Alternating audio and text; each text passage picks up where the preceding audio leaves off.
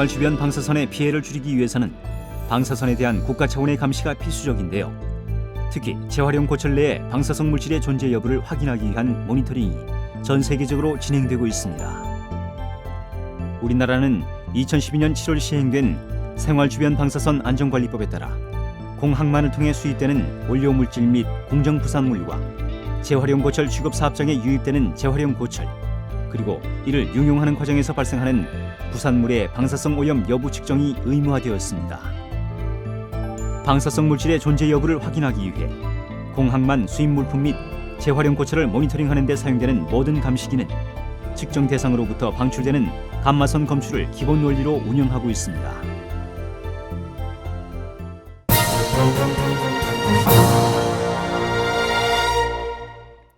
공항 및 항만 수출입 화물이나 재활용 고철에 대한 방사능 오염을 감시하기 위한 방사선 감시기는 고정형 감시기와 휴대용 검출기가 있는데요. 고정형 감시기는 이동 중인 차량을 탐지할 수 있고 방사선으로부터 나오는 신호를 측정할 수 있기 때문에 대규모로 취급하는 수입 물품과 재활용 고철은 일상적으로 포털 모니터로 알려진 대형 고정 감시기를 사용하여 감시합니다. 이 시스템은 들어오는 차량 적재물에 대한 방사성 물질의 탐지를 30초 이내에 마무리할 수 있는 무인 감시 시스템으로 운영됩니다. 또한 검출의 최대 감도를 유지하기 위해서는 차량이 감시기를 천천히 통과하는 것이 중요한데 일반적인 검출 가능 상한치는 약 10km/h 이내입니다. 설치된 감시기에 경보가 울렸을 때의 처리 순서는 먼저 해당 지역 배경 준위가 정상 수준인지 여부를 점검하고, 고정형 감시기의 경우에는 차량 위치별 측정에 한계가 있을 수 있으므로 휴대용 검출기를 이용합니다. 그리고 경보의 원인이 될 수도 있었던 적재물을 확인하고 적재물 안을 정밀 조사하여 유해물질 존재 유무를 확인합니다. 그리고 방사선 오염 의심 물질로 의심되는 경우 감시기 인근 또는 별도로 마련된 검색 장소에서 2차 측정을 실시합니다. 2차 측정 방법으로는 휴대용 감시기로 차량의 전후 좌우에 대한 방사선량을 정밀 탐사하고 핵종 분석을 실시하며 정밀 탐사 중 1m 지점의 방사선량률이 100mSv/h 이상인 경우 측정을 멈추고 해당 물품을 격리 보관하여 일반인들의 접근 제한 등의 안전 조치를 실시한 후 원자력 안전위원회에 보고합니다.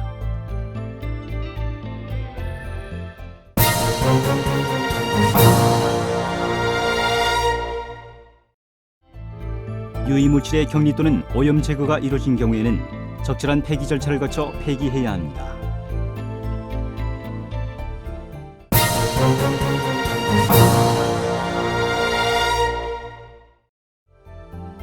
유해물질을 발견했을 때는 원자력 안전규제 관련 정보기관에 즉시 보고해야 하는데요.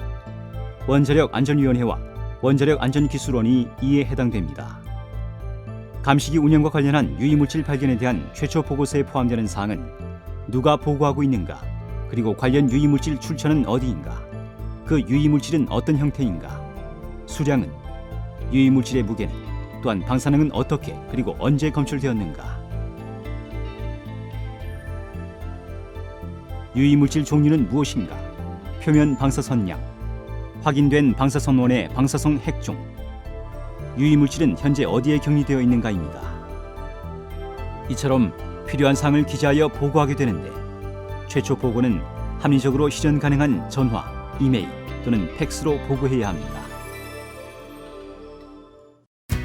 지금까지 살펴본 생활주변 방사선 안전관리법은 앞서 말한 것처럼 지구 탄생과 함께 있어왔던 생활주변 방사선을 관리하기 위한 것으로 인공 방사선원을 사용함으로써 초래하는 방사선 피폭을 관리하는 원자력 안전법과는 개념적 차이가 있습니다. 원자력 안전법은 금지 또는 제한을 통해 피폭을 규제하는 접근이라면 생활 주변 방사선 안전관리법은 안내를 통해 피폭을 경감하려는 의도가 중심이기 때문에 개인에 대한 의무보다는 국민 보호를 위해 정부 의무가 큰 비중을 차지하고 있습니다. 앞으로 생활 주변 방사선 안전관리법에 대한 확실한 인식과 관리 규정 준수로 생활 속의 방사선으로부터 보다 안전한 삶을 누릴 수 있도록 노력이 뒷받침되길 바랍니다.